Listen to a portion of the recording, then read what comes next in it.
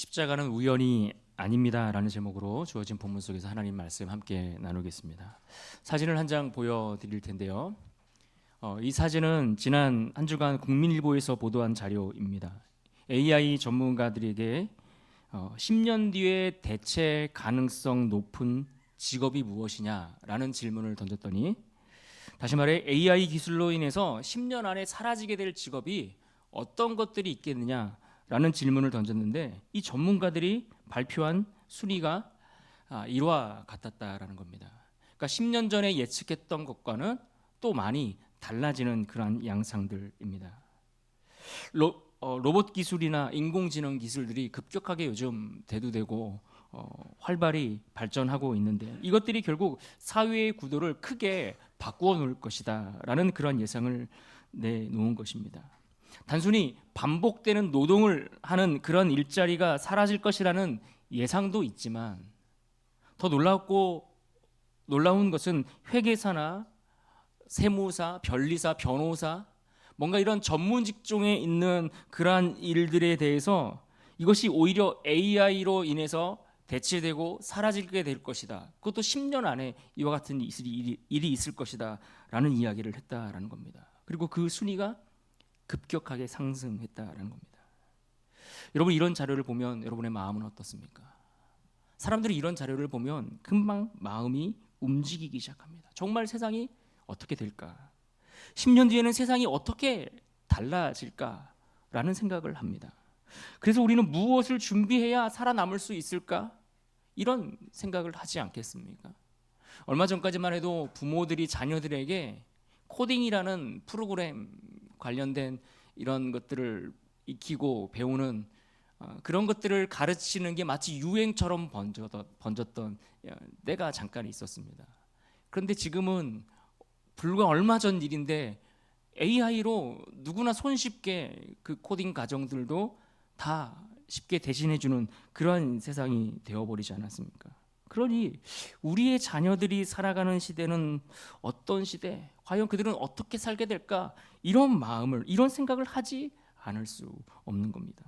왜 그렇습니까? 사람들은 우리의 미래에 대해서 매우 민감하기 때문입니다. 다가올 변화를 놓치고 싶지 않는 겁니다. 뒤처지고 싶지 않고 살아남고 싶고 불안한 시대 속에서 뭔가 대책을 마련하고 길을 찾고 싶어 하기 때문일 겁니다. 그래서 기술의 변화를 분석하고 산업의 흐름을 우리가 살펴보고 앞으로 무엇이 유명한지, 무엇을 대비해야 되는지, 무엇이 사라질지, 어떤 능력들을 준비해야 할지를 매우 진지하게 사람들은 고민하며 살아갑니다. 그만큼 사람들은 이 시대의 흐름을 읽어가는 그 일에 애를 쓰고 또 민감하게 반응하고 있다라는 것을 보여주는 이야기일 겁니다. 그런데 사랑하는 여러분, 오늘 성경은 우리에게 그보다 더 본질적인 질문을 던지고 있습니다. 우리는 이처럼 우리의 미래에 대해서 세상이 바뀔 그러한 시대를 염려하고 또 그렇게 읽어가려고 애를 쓰면서 정작 우리의 관심은 하나님의 구원에 관해서 멀어져 있다라는 이야기를 하고 있습니다. 당장에 먹고 사는 일을 염려하고 10년 뒤에 직업의 변화를 걱정하면서도 정작 영원한 생명의 문제가 달려있는 우리의 영혼에 관한 문제에서는 제대로 관심도 갖지 않고 보지도 않고 깨닫지도 못하고 있다라고 책망하는 것이 오늘 본문의 말씀입니다. 여러분은 어떨까요? 여러분은 세상의 변화에 관심이 있으십니까? 그러면 동시에 여러분의 관심이 우리의 영혼이 사는 문제, 우리 영혼의 구원과 그 일을 위해 보여주신 그 십자가에 대해서 우리도 그만큼 세상의 일들만큼 그렇게 관심을 가지고 있는 것일까요? 오늘 본문에 보시면 예수님이 예루살렘을 향해서 올라가시는 장면입니다. 그런데 그와 함께 있는 제자들이 예수님이 예루살렘으로 향해 올라가려고 하시는데 그 상황 속에서 어떤 일들이 벌어지고 있는지를 전혀 도무지 이해하지 못하는 모습을 볼 수 있습니다. 예수님은 지금 영원한 생명을 위해서 십자가의 길을 향해서 걸어가고 계시는 겁니다. 그런데 정작 그와 함께 있는 예수님의 제자들, 그분과 함께 지내고 있는 이 제자들은 당장에 먹을 떡에 관심이 있고 남들보다 얼마나 조금 더 높은 자리에 오를 것인가, 여기에는 관심이 있는데 진짜 그들의 생명이 달린 그 문제에 대해서는 도무지 관심도 없고, 아니 그러한 영적인 문제에 대해서는 완전히 무지한 그러한 모습을 오늘 볼 수가 있습니다. 예수님과 가장 가까이 있었던 제자들이 그와 같은 예수님이 하고자 하는 그 일에 대해서 무지했다, 그 길을 알지 못했다라는 것은 매우 충격적인 일이 아닐 수 없습니다. 이것이 오늘 우리가 본문 속에서, 말씀 속에서 같이 생각해 봐야 할 너무나 중요한 문제입니다. 사람들은 시대의 변화에는 민감하면서도 정작 하나님이 행하시는 그 구원의 일에는 도무지 관심도 없고, 아니 둔감한 채 살아갑니다. 현실의 눈앞에서 바뀌는 그 모습 속에 빠르게 그렇게 반응하면서도 영원한 생명을 좌우하는 복음 앞에서는 놀라울 만큼 무감각한 이 시대의 모습을 우리는 너무나 쉽게 볼 수 있습니다. 어쩌면 그 모습이 오늘 우리의 모습일 수 있습니다. 교회를 다니면서도, 시대를 읽고 미래를 준비하려고 애를 쓰면서도 정작 중요한 십자가의 의미에 대해서는 알지 못합니다.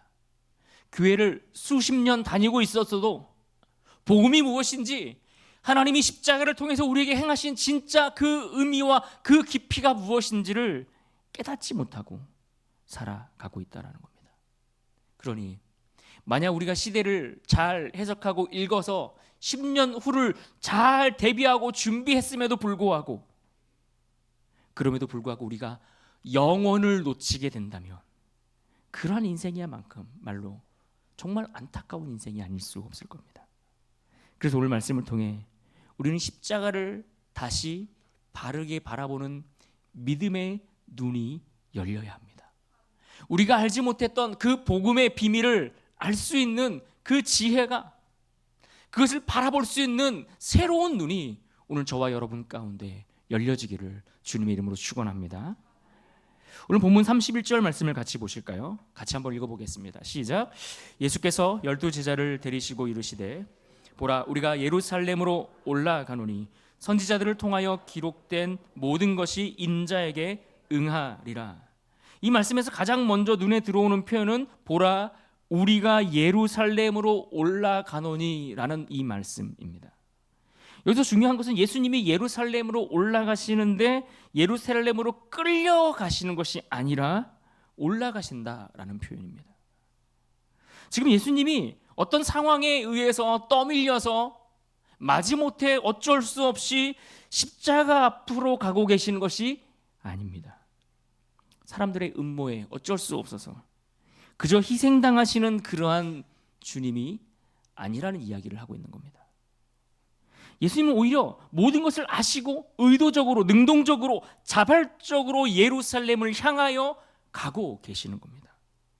이것이 중요합니다. 왜냐하면 우리가 십자가를 생각할 때 간혹 예수님을 너무 수동적인 피해자, 어쩔 수 없어, 마지못해 억지로 끌려간 그런 희생자처럼 생각하기 쉽기 때문에 그렇습니다. 물론 예수님은 사람들의 모욕과 조롱과 폭력에 의해서 죽임을 당하셨습니다. 수많은 군중과 또 권력자들의 자기 탐욕과 그 욕심과 욕망에 의해서 이기적인 인간의 죄로 말미암아 예수님은 십자가에 달리셨습니다. 그러나 성경은 그분을 단지 그렇게 끌려가서 억지로 십자가에 달리신 그러한 주님으로 이야기하고 있지 않다라는 겁니다. 오히려 예수님을 성경은 스스로 그분이 이 길을 선택하여 걸어가셨다라고 말씀합니다. 예수님은 모르고 가신 것이 아니라 너무나 그 십자가의 길에 대해서 잘 아시고 가셨다라는 말씀입니다. 사람들은 보통 자기 앞에 어떤 고통이 예상되면, 고난이 예상되면 당연히 마땅히 그 고난을 알며, 고통을 알면 그것을 피하고 싶어 합니다. 당연한 것 아닙니까? 뻔히 아파할 게 예상되는데 그 아픔을 찾아가서 그 고통의 자리에 서려고 하는 사람이 누가 있겠습니까? 종종 장년들과 이야기를 하다가 이전에 조금 젊었을 때 시절을 이야기하면서 그때로 다시 돌아가고 싶냐라고 물어보면 의외로 많은 분들이 다시 돌아가고 싶지 않다라고 이야기합니다. 왜냐하면 내가 젊은 시절에 내가 아파하고 힘들게 고민하면서 살았던 그 시간들을 너무나 잘 알고 있기 때문입니다. 내가 어떻게 그 시간들을 힘들게 견뎌내며 버티며 준비하며 그 시간들을 지내왔는데 다시 그 시간으로 돌아가면 그 시간의 그 아픔과 그 고통들을 다시 이겨낼 힘과 자신이 없기 때문 아닐까요? 조금만 아파도 우리는 돌아서고 싶고, 조금만 손해봐도 우리의 마음은 그 자리를 피하고 싶고 흔들리는 것이 우리의 모습입니다. 그런데 예수님은 자신 앞에 무엇이 놓여 있는지를 명확하게 분명하게 알고 계시면서도 지금 예루살렘으로 올라가시겠다는 겁니다. 왜 그렇습니까? 그 길이 아버지의 뜻이기 때문입니다. 주님이 가시고자 하시는 그 길이 죄인을 살리는 구원의 길이기 때문입니다. 그 길이야말로 하나님이 약속하신 그 언약이 성취되는 길임을 아시기에 그 고난이 예상되는 그 길을 알고 주님은 그 길을 가셨다라는 겁니다. 그래서 예수님은 우리가 예루살렘으로 올라가노니라고 말씀하신 겁니다. 이 말씀에는 주님의 분명한 의지가 담겨 있습니다. 그러니 이 길은 우연의 길도 아니고 망설임 속에 머뭇거린 길도 아니고 하나님의 계획을 이루기 위해 의지를 가지고 걸어가신 구원의 길인 겁니다. 하나님께서 영원전부터 예비하신, 그리스도를 통해서 우리에게 이루고자 하시는 그 구원의 드라마가 절정으로 향하는 그 길, 그 길이 예수님이 말씀하시는 이 예루살렘으로 향하여 가는 그 길이라는 겁니다. 그러므로 여러분, 우리가 주님의 십자가를 생각할 때 가장 먼저 묵상해야 될 것은 무엇입니까? 주님이 그 길을 알고 가셨다라는 이 사실입니다. 모르고 가신 것이 아닙니다. 어쩔 수 없이 그 길을 가신 게 아닙니다. 주님은 십자가가 무엇인지, 그 길이 무엇을 의미하고, 그것이 얼마나 아프고 얼마나 깊은 수치와 모욕을 주며 끔찍한 죽음이 기다리고 있는 길인지 아시고 주님은 그 길을 걸어가셨습니다. 다 아시면서도 사랑하셨기에, 하나님 말씀하신 대로 그 말씀에 순종하셨기에 십자가를 위해 예루살렘으로 우리 주님이 그렇게 올라가셨습니다. 그리고 예수님은 계속해서 말씀하십니다. 선지자들을 통하여 기록된 모든 것이 인자에게 응하리라. 여기서 우리는 매우 중요한 한 가지 핵심을 붙잡아야 하는데, 선지자들을 통해 기록된 모든 것이라는 이 말은 결국 구약 성경 전체를 가리키는 그러한 구속사의 흐름을 이야기해주는 그러한 말을 의미합니다. 하나님께서 이미 오래전부터 말씀하셨습니다. 수많은 선지자들을 통해서 하나님께서 말씀하시고 또 말씀하셨습니다. 하나님께서 죄인을 위해 구원하시기 위한 그 길을 미리 예비하고 준비하셨다라는 말입니다. 그래서 여러분, 구약 성경을 읽어보면 그 구약 성경에는 하나님의 약속들이 넘쳐납니다. 그 약속은 다 무엇을 말하고 있습니까? 우리를 구원할 메시아, 우리를 위한 하나님의 구원의 약속의 말씀들이 그 안에 가득 차 있는 겁니다. 우리를 구원하기 위해서 하나님이 어떤 방법과 어떠한 마음을 가지고 계시는지, 그분의 마음이 가득 차 있는 책이 바로 이 구약 성경의 말씀인 겁니다. 그리고 그 모든 약속의 말씀들은 오늘 예수 그리스도를 통해 우리 가운데 완전히 이루어지고 성취되었습니다. 그래서 여러분, 우리가 여기서 떠올릴 수 있는 중요한 헬라어 단어가 있는데, 성취를 말할 때 쓰이는 단어가 플레로라는 이 단어입니다. 플레로. 이 플레로라는 이 단어는 채우고 성취하고 완성하다라는 뜻을 가지고 있습니다. 채우고 성취하고 완성하다. 오늘 본문 속에는 그 형태가 정확하게 분명하게 등장하지는 않더라도 오늘 본문을 통해 누가가 이 말씀 속에서 우리에게 전하고자 하는 핵심은 명확합니다. 예수님의 이 예루살렘으로 올라가는 그 길은 하나님의 약속이 채워지고 완성되는 길이다. 하나님이 말씀하셨던 그 구원의 약속들이 성취되고 완성되는 것, 그것을 채우기 위해서 우리 주님이 그 길을 가신다라고 말씀하십니다. 구원은 하나님의 뜻에서 시작되었고, 하나님의 영원한 계획으로부터 시작되었고, 그분의 언약과 말씀을 통해서 시작되었습니다. 어느 날 갑자기 우발적으로 생긴 게 아니라는 이야기입니다. 비록 사람들이 예수님을 미워했고 배척했고 죽였지만 그 모든 인간의 죄악과 배반까지도 하나님이 사용하셔서 우리를 구원하시는, 죄인을 구원하는 그 일을 완성하셨던 겁니다. 이것이 여러분 십자가입니다. 사랑하는 성도 여러분, 이 사실은 우리에게 오늘날 너무나 큰 위로가 되는 것을 아셔야 합니다. 왜냐하면 우리의 삶도 이와 마찬가지이기 때문에 그렇습니다. 우리는 때때로 인생이 우연과 혼돈 속에서 생각지 못했던 그러한 일들로 인해서 굴러가는 것처럼 느껴질 때가 너무나 많습니다. 이해되지 않는 일들이 너무나 많고 설명되지 않는 상황들이 불쑥불쑥 내 앞에 나타나곤 합니다. 열심히 계획하고 뭔가를 준비해서 수고하며 애를 쓰는데 그 일들이 다 무너지고 길이 막혀버리는 것처럼 보일 때가 한두 번이 아니기 때문입니다. 그러나 십자가를 보십시오. 세상 사람들 눈에는 그 십자가가 마치 실패처럼 보일 겁니다. 제자들의 눈에도 그 십자가는 이미 다 끝나버린, 다 끝났다라고 여기는 그러한 것처럼 보였을 것입니다. 그러나 하나님의 눈에는 그것이 구원의 중심이었습니다.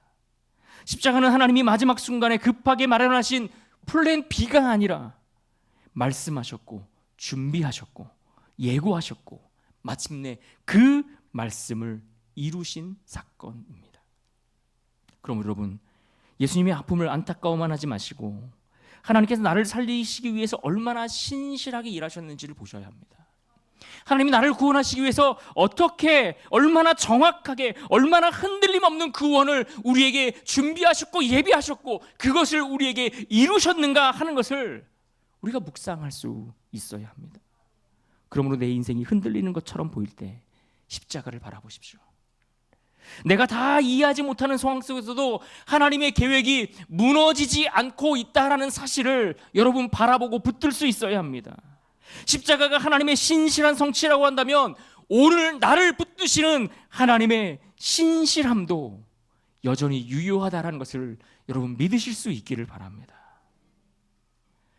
신실하게 십자가의 완성을 이루신 하나님이 오늘 우리 인생도 신실하게 하나님이 뜻하신 그 목적을 이루기까지 결코 포기하지 않으시는 줄로 믿습니다. 그래서 여러분, 십자가 뒤에는 항상 하나님의 언약적 사랑, 하나님이 우리에게 약속하신 그 약속의 사랑들이 새겨져 있는 겁니다. 그저 순간적인 감정의 사랑이 아니라 약속하시고 계획하시고 끝까지 이루어 가시는 사랑입니다. 그 사랑 때문에 예수님은 지금 예루살렘으로 향하여 올라가셨습니다. 이제 32절과 33절을 같이 보려고 합니다. 같이 한번 읽어봅시다. 시작. 인자가 이방인들에게 넘겨져 희롱을 당하고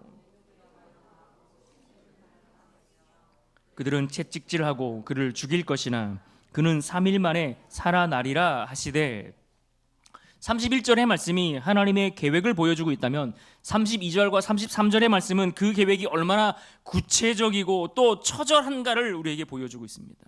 예수님은 앞으로 힘든 일이 있을 거야 이렇게 말씀하지 않았습니다. 아주 구체적으로 말씀하십니다. 넘겨질 것이다, 희롱당할 것이다, 능욕당할 것이다, 침뱉임 당할 것이고 채찍질 당하고 죽임 당하고 그리고 3일 만에 살아날 것이다 라고 말씀하셨습니다. 여기서 우리가 중요하게 봐야 하는 사실은 예수님의 고난이 추상적인 고난이 아니었다라는 겁니다. 막연하게 추상적으로 힘들 거야, 아플 거야 이런 고난이 아니라, 막연한 아픔이 아니라 그 고난은 매우 실제적이고 매우 구체적이었다는 것을 우리는 알 수 있습니다. 매우 육체적이고 매우 정서적이며 매우 사회적이었고, 예수님은 몸으로만 아니라, 몸의 그 고통만이 아니라 수치와 조롱과 모욕까지 함께 당하셨습니다. 희롱당했다는 이 말 속에는 조롱과 놀림이 들어있었다는 겁니다. 그분이 능욕을 당하셨다는 이 말 속에는 인격이 짓밟히는 그런 일들이 있었다라는 겁니다. 침뱉음을 당하겠다라는 이 말은 단순한 무례함을 행하는 이들이 있을 것이다라는 것을 말씀하는 것이 아니라 인간으로서 가장 비참한 멸시를 당하시게 될 것이다 라는 것을 뜻합니다. 여기에 채찍질과 죽음까지 이어집니다. 그러나 여러분, 이것은 단순한 예수님이 당하실 육체적 고통의 서술이 아니라 예수님께서 그 십자가의 사건을 통해 그분의 인격 전체, 그 영혼의 모든 것이 짓밟히는 그러한 길을 가시려고 하는 것이다 라는 것을 묘사해 주고 있는 말씀입니다. 그리고 중요한 것은 이 모든 것을 예수님이 모르고 당하시는 것이 아니라 알고 그 길을 걸어가셨다라는 겁니다. 어떤 병이 얼마나 아픈지 모른 채 수술대에 올라가는 것보다 이게 정확히 얼마나 아프고 얼마나 길고 얼마나 위험한 건지를 알면 더 긴장되고 떨리기 마련입니다. 그런데 예수님은 너무나 정확하게 알고 계십니다. 그리고 그 길을 그럼에도 피하지 않으셨습니다. 여기서 복음의 빛이 빛나는 것을 우리는 볼 수 있는 겁니다. 예수님은 십자가를 피할 수 없어서 억지로 끌려가는 것이 아니라 오늘 말씀 속에서 분명하게 확인하는 것은 무엇입니까? 피할 수 없어서 끌려가신 것이 아니라 우리를 사랑하셨기에 그 길을 가셨다라는 겁니다. 그래서 빌립보서 2장 8절은 이렇게 말합니다. 사람의 모양으로 나타나사 자기를 낮추시고 죽기까지 복종하셨으니 곧 십자가에서 죽으심이라. 예수님의 십자가는 그래서 감동적인 어떤 희생담이기 전에 죄인을 살리기 위한 구속적인 주님의 순종이었습니다. 그 순종의 자리에서 우리를 대신하여 형벌을 받으신 겁니다.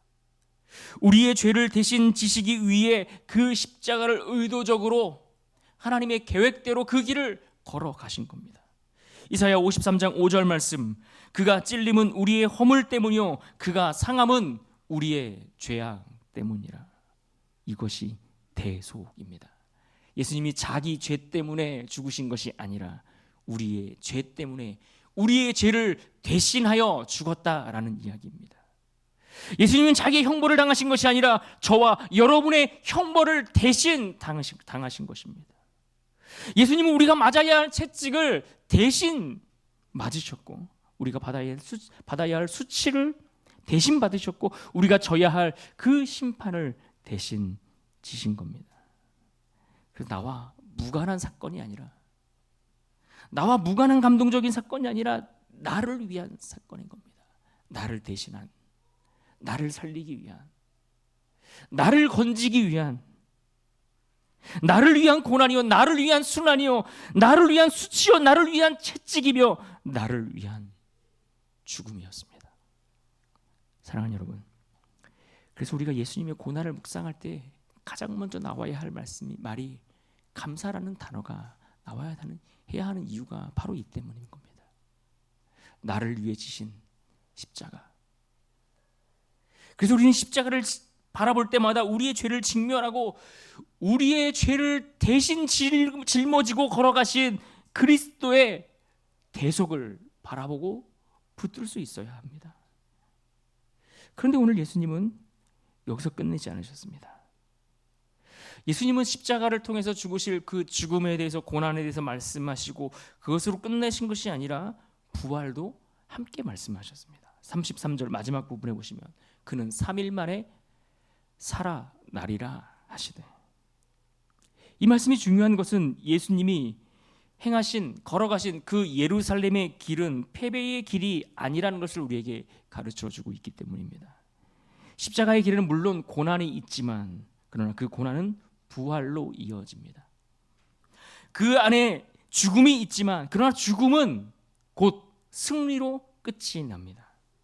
그러므로 사순절이라는 이 절기는 굉장히 무겁고 어두운 시간일 수 있지만 그러나 절망의 시간이 아니라 고난을 묵상하는 절기이지만 죽음만 바라보는 절기가 아니라 십자가를 지나 부활의 영광으로 나아가는 그리스도의 길을 따라가며 믿음으로 그 길을 함께 걸어가고 붙드는 시간이 바로 우리가 보내고 있는 요즘 우리의 이 절기인 겁니다. 그래서 오늘 본문 속에서 예수님의 말씀에는 이미 부활의 빛이 들어 있습니다. 주님은 고난을 말씀하시는데 동시에 부활을 말씀하십니다. 예수님은 죽음을 말씀하시는데 동시에 생명을 말씀하십니다. 예수님은 십자가를 말씀하시는데 동시에 그 십자가로 인해 주어질 승리를 함께 말씀하고 계시는 겁니다. 그렇다면 여러분, 이 말씀이 오늘 우리에게 어떻게 적용되어야 하겠습니까? 주님은 나를 대충 사랑한 것이 아닙니다. 고난의 대가를 다 아시면서도 나를 사랑하는 것을 포기하지 않으셨습니다. 주님의 순종은 그저 막연한 결단이 아니라 희롱과 모욕과 채찍과 죽음까지 감당하신 실제 순종이었습니다. 그러므로 오늘 우리의 신앙도 그저 감정적으로 고조되는 것만으로 그렇게 측정되어서는 안 되는 겁니다. 우리의 신앙은 말씀 앞에서의 순종으로 검증되어야 합니다. 하나님이 우리를 어떻게 사랑하신지를 알며 우리가 그 말씀 앞에 어떻게 순종해야 되는지를, 그 순종을 통해 이 말씀을 내가 그렇게 살아내고 있구나 하는 것이 검증되어야 한다는 말입니다. 주님이 죽기까지 순종하셨다면 우리도 주님 앞에 어떻게 순종해야 할 것인가에 대한 순종의 믿음을 배워갈 수 있는 것입니다. 그럼에도 불구하고 혹 우리가 예수님을 사랑한다라고 말하면서, 내가 예수님을 믿는다라고 말하면서도 조금이라도 주님을 위해 손해보는 것을 주저하고 있다면, 조금만 불편해도 말씀에 순종하는 것을 기뻐하지 않고 자꾸만 미루어 두고 있다면, 조금만 억울해도 원망하고 있다면, 조금만 아파도 불평과 절망의 자리에 그저 앉아버리고 있다면, 과연 우리는 주님의 십자가를 제대로 알고 있다라고 말할 수 있는 것일까요? 주님의 십자가를 아시고도 그 길을 가셨다라고 했습니다. 그 길을 가신 주님이 그리고 오늘 우리에게도 묻는 겁니다.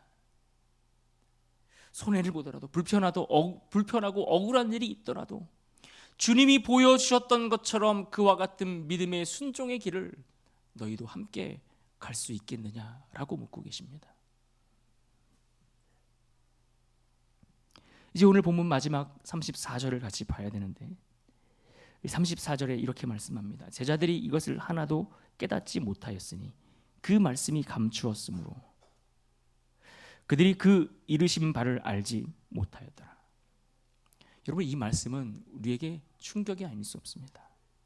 왜냐하면 31절부터 33절까지 예수님은 너무나 분명하게 말씀하셨기 때문에 그렇습니다. 예루살렘으로 올라간다고 말씀하셨습니다. 선지자들의 말씀이 성취되고 있다라고 말씀하셨습니다. 넘겨지고 희롱당하고 능욕당하고 침뱉음당하고 채찍질당하고 죽임당하고 3일 만에 살아나시겠다라고까지 말씀하셨습니다. 이렇게 분명하게 말씀하셨는데 더 놀라운 것은 그 말씀을 들은 제자들이 하나도 깨닫지 못했다라고 말씀하고 있는 겁니다. 여러분, 제자들이 누굽니까? 예수님과 함께, 예수님과 먹고 자고 예수님과 함께 동행하던 자들 아닙니까? 가장 누구보다 가까이 있었던 사람들입니다. 수많은 기적을 예수님 통해서 행해진 것을 그들은 보았고 설교도 직접 들었습니다. 제 설교를 들은 게 아니라 예수님의 설교를 직접 들은 자들입니다. 예수님의 손길을 가장 가까이에서 경험한 자들입니다. 그런데 그들이 깨닫지 못했다는 겁니다. 여기서 우리는 인간의 영적인 실상이 어떠한가를 우리는 볼 수 있습니다. 가까이 있다고 아는 게 아닙니다. 교회를 오래 다녔다고 구원을 아는 게 아닙니다. 신앙생활이 길다고 해서 저절로 구원받는 게 아니라는 거예요. 그 십자가의 은혜를 저절로 알게 되는 게 아니라는 거예요. 종교적인 환경 안에 오래 머물러 있다고 해서 내가 주님이 가신 그 십자가를 다 이해하고 그분을 저절로 믿게 되는 게 아니라는 것을 말씀해 주고 있는 겁니다. 제자들은 예수님 곁에 있었지만 예수님의 길을 이해하지 못했습니다. 예수님의 능력은 보았지만 그 사명이 무엇인지를 깨닫지 못했습니다. 예수님이 메시아라는 말은 들었는데 그 메시아 되시는 주님이 십자가를 져야 한다는 그 사실을 받아들이지 못했습니다. 여러분, 이 말씀은 오늘 우리에게 거울이 되어서 우리를 비추어야 합니다. 우리는 오랫동안 신앙생활을 했을 수 있습니다. 오랜 시간 교회를 다니며 예배 드렸을 수 있습니다. 사순절도 수없이 지나갔을 겁니다. 설교도 많이 들었을 거고 성경 말씀도 많이 읽었을 수 있습니다. 그러나 정작 그럼에도 불구하고 십자가의 의미를 알지 못할 수 있습니다. 우리는 예수님을 믿는다고 하지만 실제로는 제자들처럼 영적으로 무지할 때가 많습니다. 그래서 예수님을 믿는데 고난의 주님, 그 십자가를 져야 하는 주님을 빼놓고 그냥 내가 원하는, 내가 만들어 놓은 주님, 내가 원하는 것을 이루어 주시는 주님, 그 주님을 믿으려 할 때가 있습니다. 내 문제를 빨리 해결해 주시는 예수님, 내가 기도하면 즉각 응답해 주시는 주님, 내 삶에 늘 편안한 것을 허락해 주는 주님, 그런 주님으로만 우리 주님을 이해하고 믿고 있다라고 여러분 한다면 우리는 아직 주님을 모르는 겁니다. 주님의 구원의 의미도, 우리 주님이 우리를 어떻게 사랑하셨는지도, 주님이 왜 그 십자가를 지셨는지도 우리는 전혀 알지 못하는 겁니다. 정작 주님의 그 십자가는 자기를 부인하며 그 절망의 자리 가운데 스스로 내려가신 그 주님, 그 순종의 길을 요구하시는 주님을 여전히 받아들일 수 없다면 우리 믿음을 다시 점검해 봐야 합니다. 이것이 바로 제자들의 문제였고 오늘 우리의 문제이기도 합니다. 그들은 영광의 메시아는 원했지만 고난받으시는 메시아를 원하지 않았습니다. 왕을 원했지만 십자가에 달리는 왕을 원하지 않았습니다. 부활의 영광은 좋아했지만 십자가의 길을 이해하려고 하지 않았습니다. 그래서 34절의 말씀은 단지 과거에 있었던 제자들의 실수를 이야기하는 것이 아니라 오늘 우리를 향한 경고의 말씀입니다. 너희도 그럴 수 있다라는 거예요. 우리도 그럴 수 있다라는 거예요. 예수님을 가까이 두고도 모를 수 있다면 십자가에 대해서 매주 설교를 들어도 모를 수 있다는 겁니다. 절기를 반복해도 진짜 회개 없이 그저 껍데기만 교회 예배당을 왔다 갔다 할 수 있다라는 이야기인 겁니다. 그리고 오늘 본문은 이어서 더 무거운 말씀을 우리에게 전해줍니다. 34절 하반절, 그 말씀이 감추어졌으므로.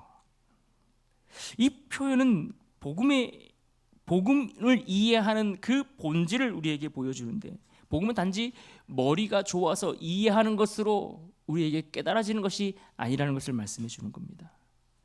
복음은 우리의 지식과 어떤 논리적인 그런 능력으로 인해서 자동적으로 이해되는 내용이 아니라는 것을 말씀하고 있습니다. 하나님께서 우리의 눈을 열어주셔야 십자가의 의미가 보인다는 겁니다.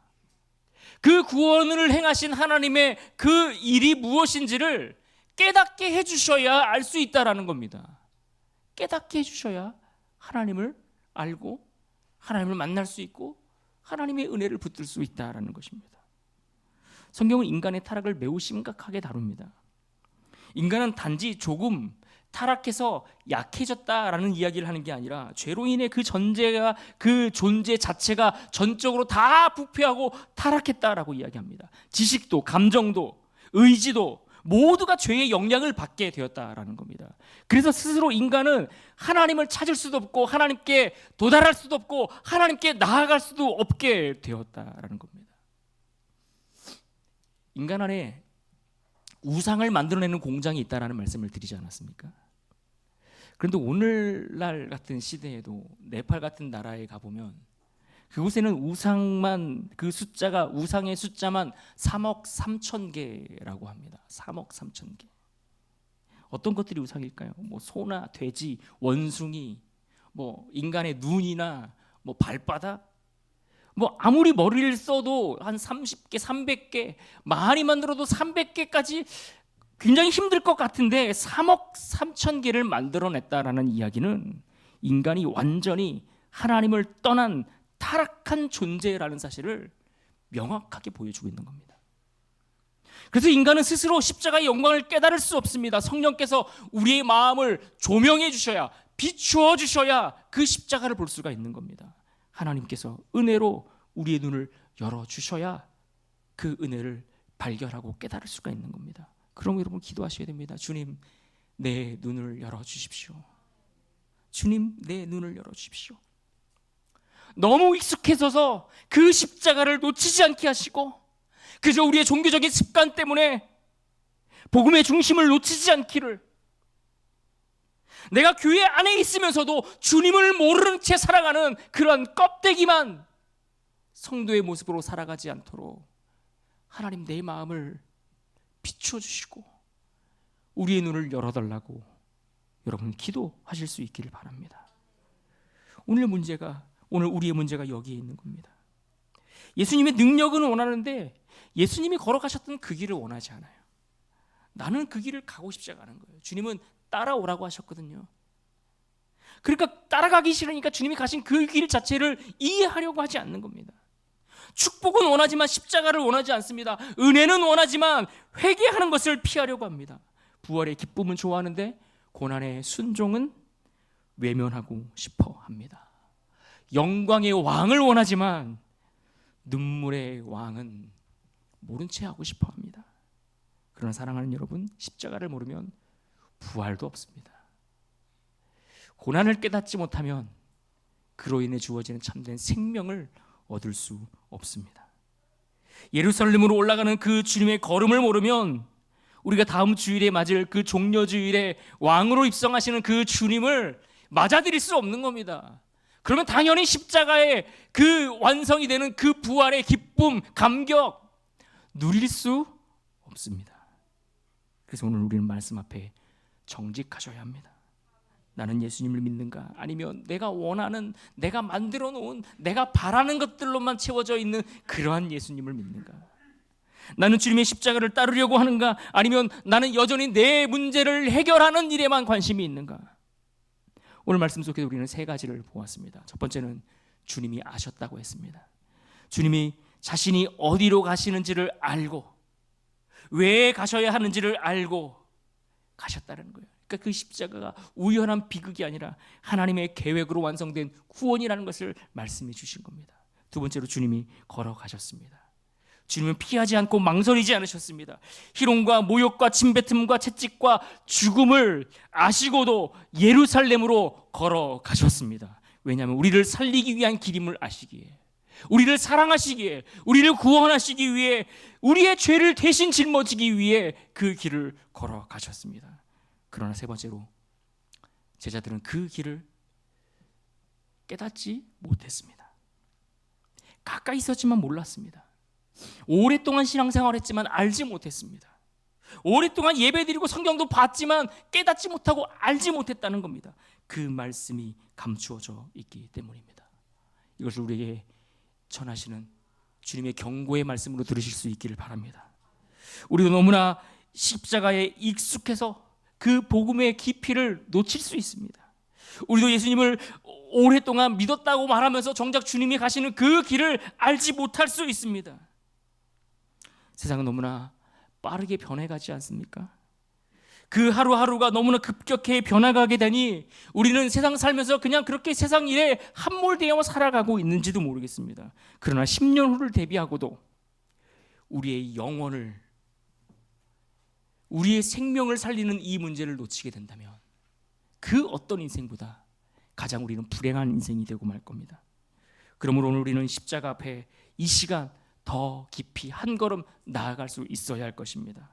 그저 세상 돌아가는 일과 미래의 변화를 아는 것에만 귀를 기울이지 마시고 주님의 말씀에 귀를 기울이실 수 있기를 부탁드립니다.